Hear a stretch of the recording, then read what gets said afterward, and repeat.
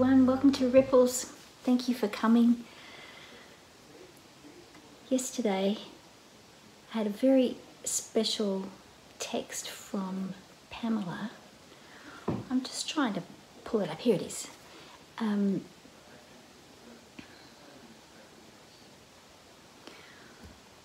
now looking for the name of the artist.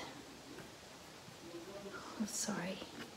Okay, so an artist, Christian Boltanski, died last week, and his obit was in the New York Times, and a paper I'm having trouble with at the moment. But anyway, he made a sculpture to commemorate the people who died in a plane crash of a DC-9 plane in Ustica in Bologna, and the sculpture that he made contained 81 light bulbs commemorating the lives of the people lost.